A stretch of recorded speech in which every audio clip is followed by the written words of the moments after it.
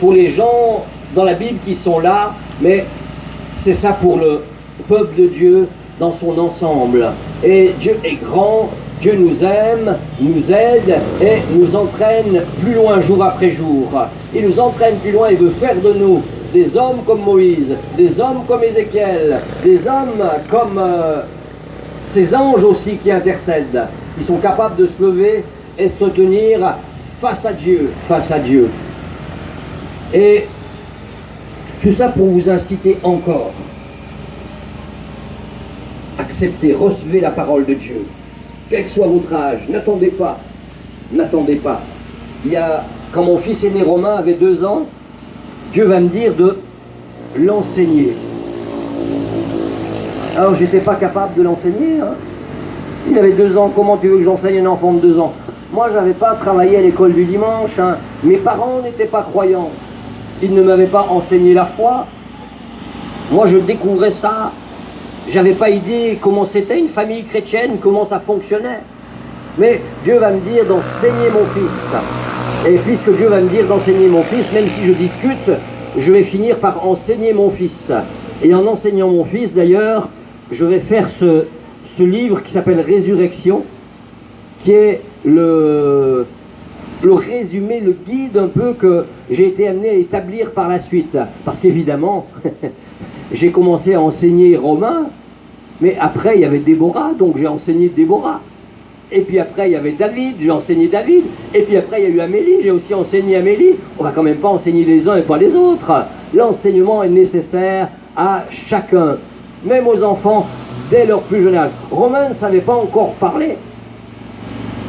À 2 ans, quand Dieu va me demander de l'enseigner, Romain ne savait même pas parler. Et si je lui posais une question, il répondait pas. Il disait un, secouait la tête, ouais, mais il ne répondait pas. Mais Dieu me demandait de l'enseigner. Et donc, parfois, il me semblait que je disais des choses qui avaient du sens et j'ai pris des notes. Avec Déborah, j'ai pris d'autres notes. Avec David, j'ai mis en ordre les notes. Et avec Amélie, j'ai validé les notes. Et c'est ce livret que je vais remettre à Madame la pasteur. Voilà, qui aura loisir de désagrafer pour dérelier ce manuscrit. Et si vous le jugez utile, reproduisez-le. Multipliez, c'est un guide, éventuellement on en reparlera tout à l'heure.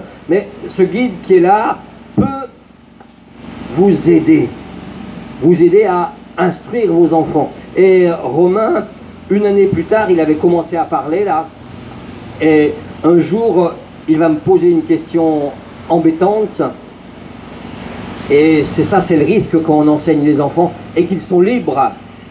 Ces enfants vont poser des questions et Romain va me poser cette question. Dis papa, c'est où la source du péché? Ces enfants n'avaient pas 3 ans encore.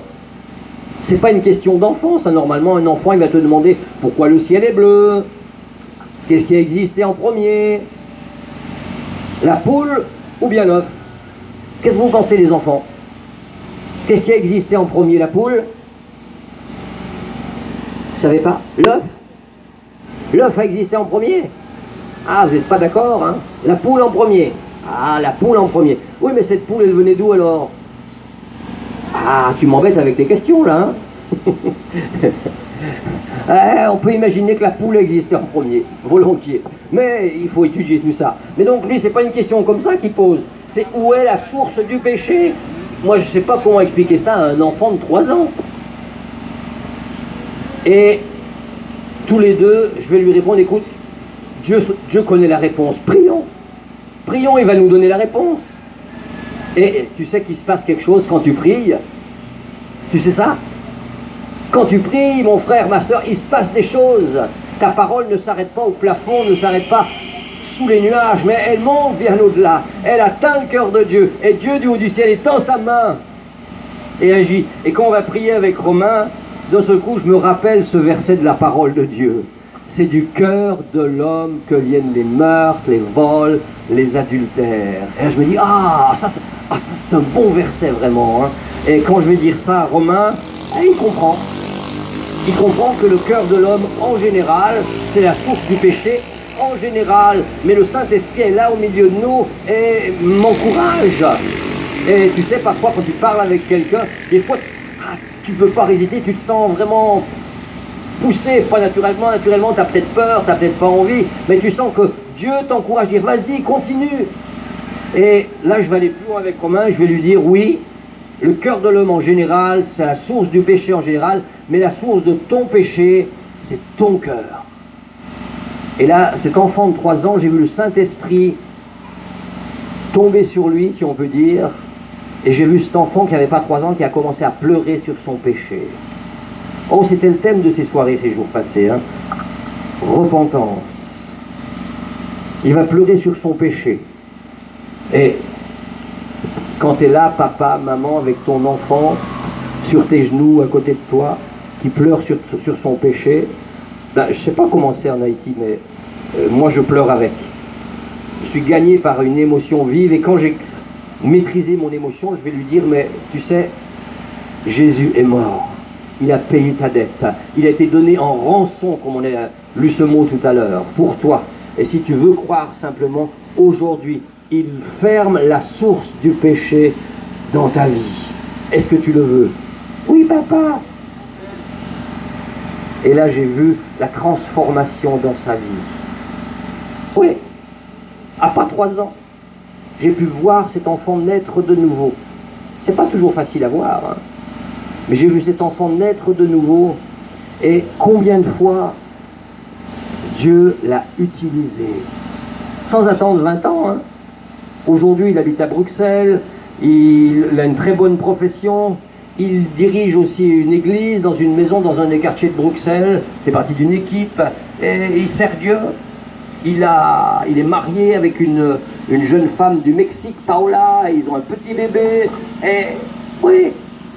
Mais combien de fois dès son jeune âge, je me rappelle, il avait peut-être 4 ans, je suis allé voir une dame à l'hôpital qui était en train de mourir. Cette dame avait eu une occlusion intestinale, son intestin s'était ouvert, et il y avait toute une infection, une septicémie dans tout son corps. Et moi je suis passé dire adieu à cette dame, la voir une dernière fois, et au bout de 5-10 minutes, pour ne pas la fatiguer trop, je vais avoir l'idée stupide. Enfin, vous jugerez si elle est stupide. Je vais lui dire, mais est-ce que tu veux qu'on prie pour toi avant qu'on parte? Et là, elle va me dire oui. Et là, je vais lui dire, ben, je n'ai pas la foi pour prier pour toi. Parce que tu sais, quand tu pries, il faut avoir la foi. Parce que si tu pries sans foi, ta prière, elle s'arrête, hein, elle ne va pas bien haut. Hein. Elle sort de ta bouche et elle tombe par terre. Mais quand tu pries avec foi, les cieux s'ouvrent, les cieux se déchirent, les nuages s'écartent, les montagnes tremblent, les arbres battent des mains, et louent l'Éternel. Et l'Éternel entend ta prière, parce que tu pries avec foi. Non pas foi dans tes paroles, mais foi en Dieu. Parce que tu cries à Dieu, tu intercèdes pour les habitants de Jacmel, avec force, avec autorité, avec courage. Et je vais reconnaître que je n'ai pas la foi pour prier pour elle, mais je vais lui proposer que mon fils Romain prie pour elle. Moi, je voyais la mort sur le visage de cette femme. Et le fait de voir la mort sur le visage de cette femme m'enlevait toute force. Mais lui, ce petit enfant, il ne voyait pas la mort. Il ne savait pas ce que c'était. Je l'ai levé parce que le lit était un peu haut à l'hôpital. Il a posé les mains sur le corps de cette grand-mère et il a fait une longue prière savante, très réfléchie. Corps, au nom de Jésus, sois guéri. Amen. C'était ça, sa grande prière savante. Mais quand il a élevé cette prière, Dieu du haut du ciel a étendu sa main. Et le lendemain, cette grand-mère, elle courait partout dans l'hôpital. Et elle disait, elle n'avait pas tout compris à la fois, elle en Jésus. Mais elle allait partout dans l'hôpital et elle criait, Romain m'a guéri, Romain m'a guéri, Romain m'a guéri. Oh, n'est-ce pas formidable? Non, c'est pas formidable, hein.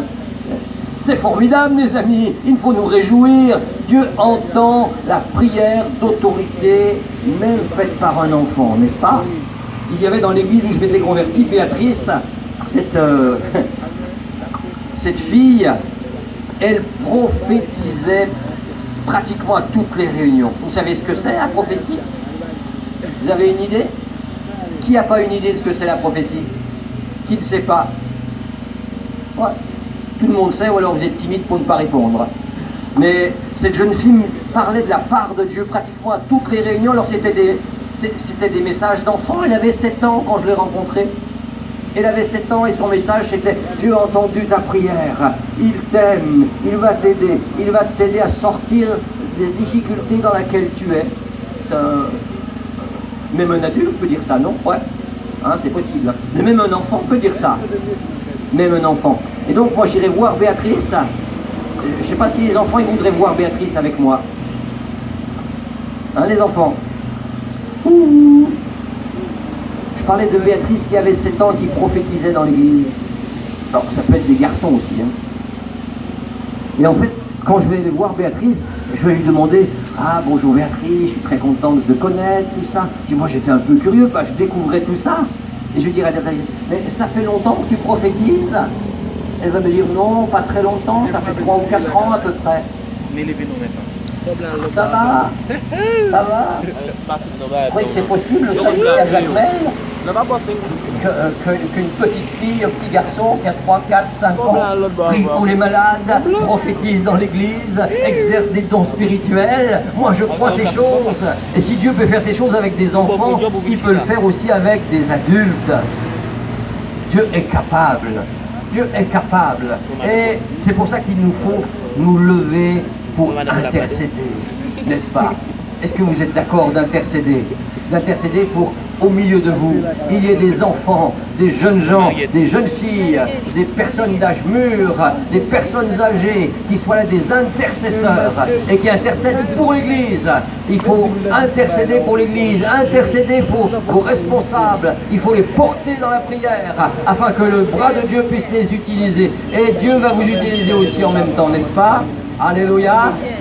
Alléluia, c'est ça l'intercession. Et le peuple de Dieu ici à Jacmel a besoin d'intercesseurs, des hommes, des femmes qui se lèvent. Qui se lèvera aujourd'hui? Qui se lèvera pour prier en faveur de Jacmel? Faites-moi voir votre main si vous êtes prêt à vous lever pour prier et intercéder en faveur de Jacmel. Il n'y a personne? Bon ben je m'en vais, Pasteur Wilton.